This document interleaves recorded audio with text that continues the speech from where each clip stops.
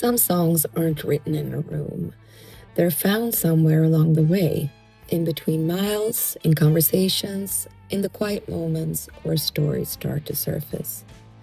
We're in Nashville, a place where music lives on every corner, where every bar stool holds a story and every songwriter carries a lifetime in their back pocket.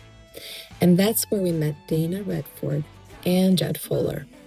Not through some big introduction, it was just one of those moments where you run into someone and you connect. Dana writes with that rare mix of honesty and edge. And Judd, he's the kind of player who doesn't just hold down the rhythm. He feels like the pulse of the room, and he makes a mean margarita. What started as a writing session turned into something else. A conversation about life moving fast, about the spinning wheel, about how time slips through your hands while you're busy trying to hold it all together.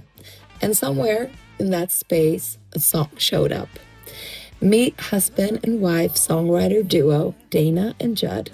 This is part of their story and how Time is Money came to life, not as an idea, but as a moment we stepped into. Because sometimes the best songs aren't chased, they're waiting for you to catch up.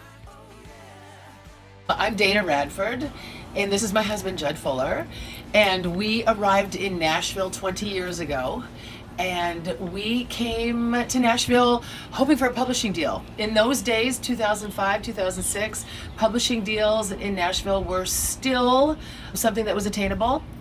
And we got here and we pitched country songs for years and years and years. And after being here for the first 3 months, Judd got a touring road gig with Rodney Atkins and went on the road with him for 10 years. So that kind of locked us into being Nashvillians. We bought our house in '06 in East Nashville. As you can see, we still live here. It's our sanctuary. And Nashville is where we came to think that we were just going to be songwriters and just be in a scene and a community, musical community that we felt like we could be a part of. We had come from the island of Martha's Vineyard, which is where we were living and singing and working, playing music 5-6 nights a week. But the island shuts down for the winter for musicians because it's a tourist island. So we can only work for the summer. And we came to Nashville thinking that, well, let's give Nashville a try. We've got a handful of country songs. Judd, as lucky as he was, got the Rodney Atkins gig, and right when Rodney was first getting signed. And so Judd went on the road for 10 years, and here we are 20 years later, still writing songs, still loving Nashville, great community, lots of fun, and happy to still be here. And what happened was sort of the decision was made in the aftermath. I had a touring gig with Peter Wolf from the Jay Giles band, and so I was touring a lot with him for like 3 years.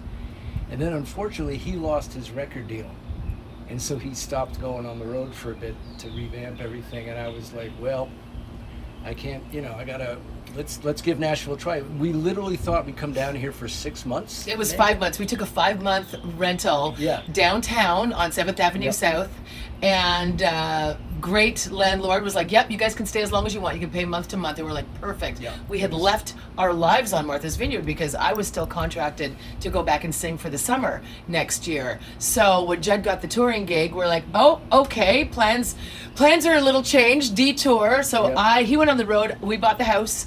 I went back to Martha's Vineyard and I sang for the summer. I packed up our house, took me 6 months, and that winter season, we moved our life into this house. Here we are. Yeah.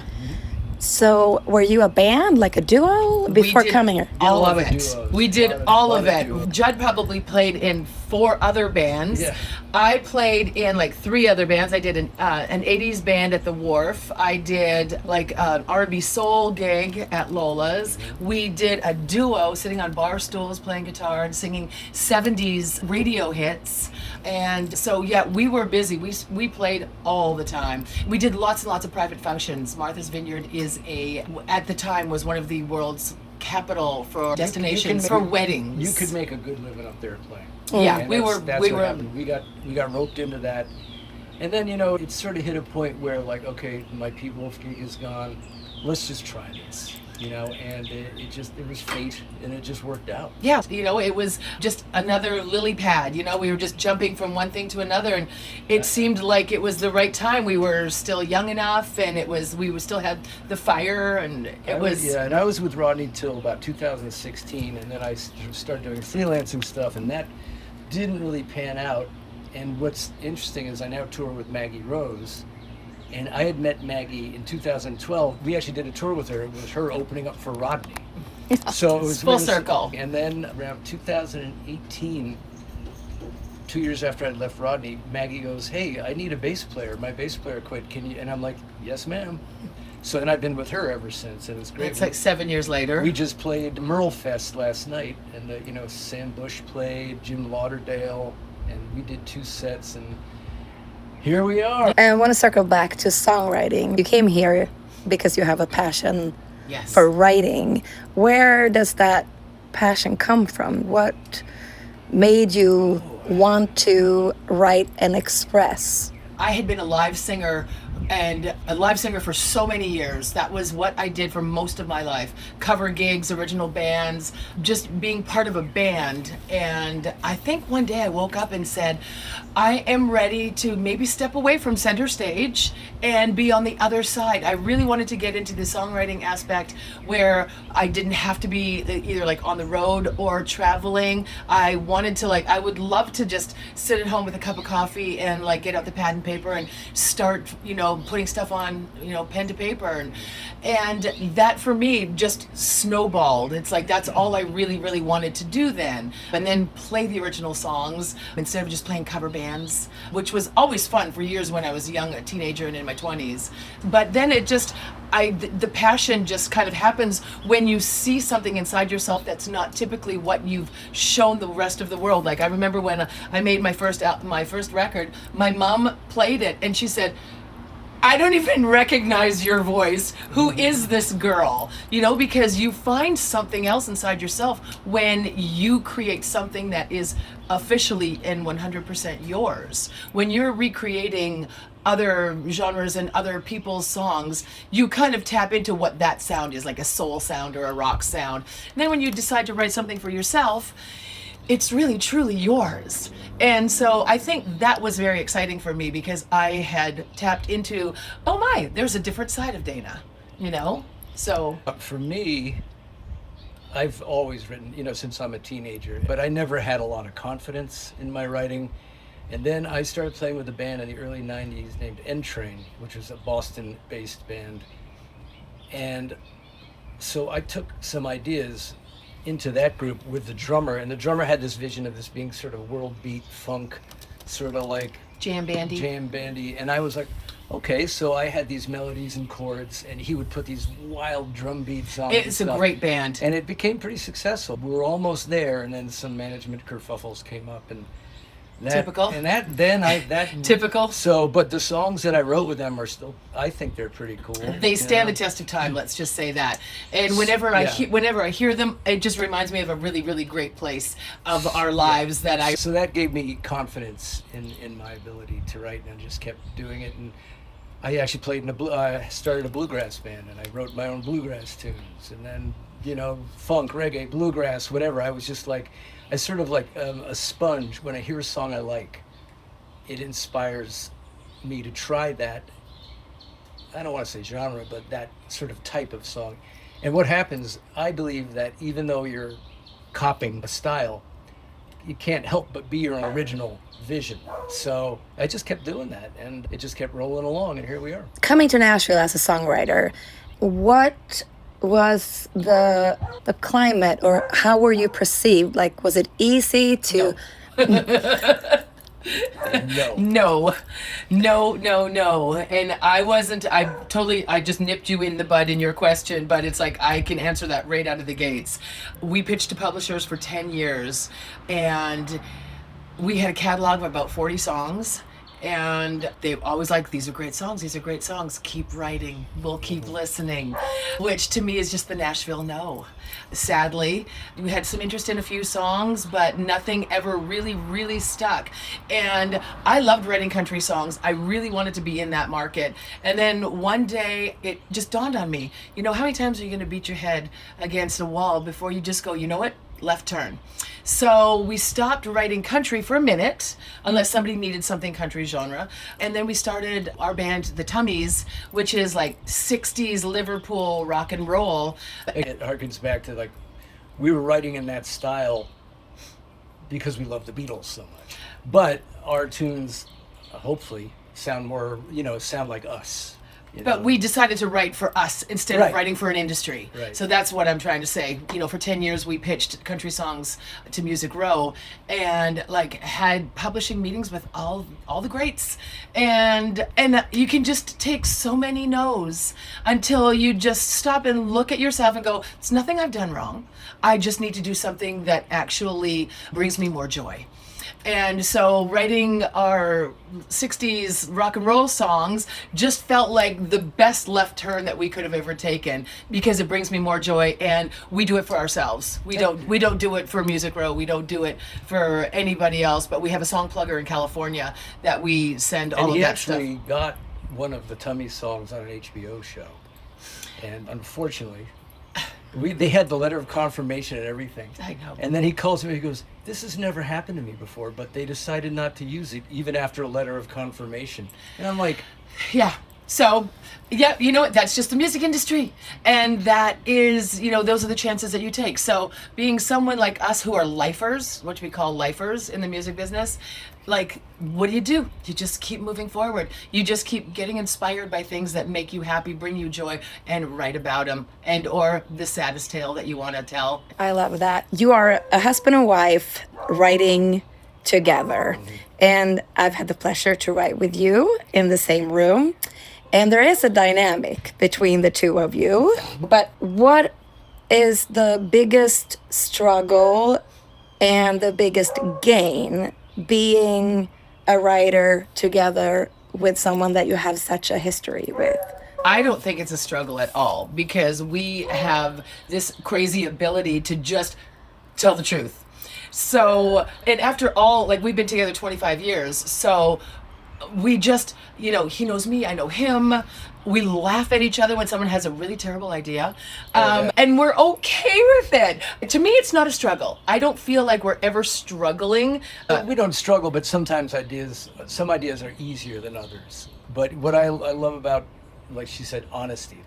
Like she could like start singing a line and I'll just go, that's boring. No. Boring. And it's like, okay, moving on. I go, how about this? She goes, it's terrible. That's my imitation of Dana. That's terrible.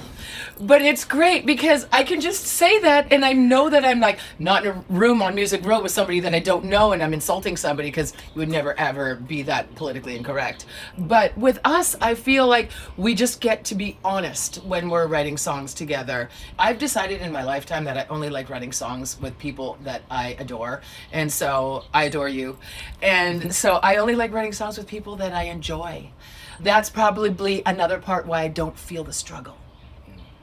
And I think you said that you can be brutally honest and you can be straight without the fear of someone being hurt. Right. Yeah. Right. And that also being on the other side or in the same room with you guys, I feel like it moves the writing process forward in a very creative and quick way most of the times because it's like we're not like spending too much time on not harping on and where people are trying to like insult each other or hurt somebody's feelings, tippy-toeing, and then you don't really get the ball rolling. It's like, no, that's not good, let's try something else.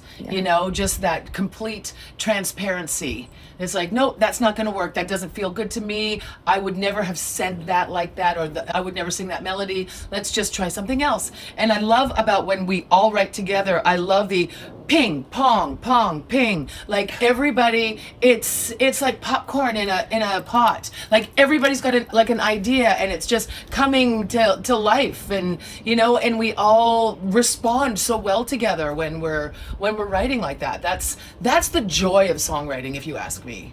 I think another factor, which I'm just sort of thinking about these questions, is that because I got a road gig very quickly, that I wasn't in town a lot to network. So it was it's that two-edged sword, that sort of Nashville stratification. The road musician, the producers, staff writers. They used to have. Yep. It's just there's these categories, and I fell and was funneled into the road guy. And I like it, I love it, but it may have been different had I had more time to network or schmooze, or I don't know. You know what? Just go with the flow. Yeah. That's my thing. Just go with the flow. If it feels good and it feels right, just keep swimming. So one last question is a little bit about our song, Time is Money. Mm-hmm. When we were writing that, it was an idea that you guys brought to us when we were going to write. Can you tell us a little bit about that idea and the writing process around the song? Well, it's funny. It's, for me, anything can spark a song. A melody I hear, a phrase I hear, anything. It's like I can't stay away from my guitar if I hear something. And I'm not sure exactly what the origin of this was. Judd and I play this game when we write. It's like, play a chord, and then I'll just start singing something. And that's what happened. You played a chord, and okay. and just those words came to my head. Like I had not premeditated that whatsoever. It chord, time is money and money. And it was in the living room, and I absolutely remember it. I'm like, this is kind of fun. Like right out of the gates, I'm like, oh, weird. I kind of just channeled it. And Yeah. Judd started playing it, and it just got this kind of groove. And we're We like, also didn't know really quite what to do with that idea, and then you guys were here. We're like, it's like, let's bring it like, to these guys. Yes, what a great idea! And we were getting together with you guys, and I'm like, I think this is something that we should like put on the table to see if it even inspires you at all. Yeah. And I loved your reaction to it right out of the gates. I know, we were stoked. It just like there's nothing better than feeling like that. Yay! Someone likes something that is offered, like for us to like try and work on. Yeah, and we had only written the chorus, that part, and we had nothing else to the song. So you guys added, the rest of the life. They brought it to life. Yep. And I think it's a cool song because it really also, because you guys have been together for such a long time, and us too, we're kind of in the same relationship era. Yeah. And for me, the song really says something about what happens when you don't stop, because time is moving, and you have to sometimes stop in this endless cycle of time. And if you don't, you can pay a pretty expensive price if you don't stop. And at the same time, it's so intriguing that time does move forward, and you get to move forward with it. There's a lot of concepts within the song that I really love. And that is also part of the development of writing with you guys, is that for me, it started off as just sort of a phrase, and then and a catchy melody. And so then it developed from that into sort of a not a statement, but sort of an observation about relationships and about life, and it was like, oh, okay, this goes a little deeper than I thought, so that was really fun for me to like go, this is pretty cool. Yeah. Well, great. Thank you. Let's play the song. I love this. I love it. Yay. And am I singing You're singing the high for the High, yes, for this part. Yeah, we're switching it up, sister. We're making ourselves think. Okay. Ready? I think so. Time is money and money is time. You got yours and I got mine, oh yeah. Oh yeah. Words are spoken and spoken in time. You said yours and I said mine, oh yeah. Oh yeah. Dreams we dream together, dreams we dream apart. Love can grow together, love can also grow apart and change your heart.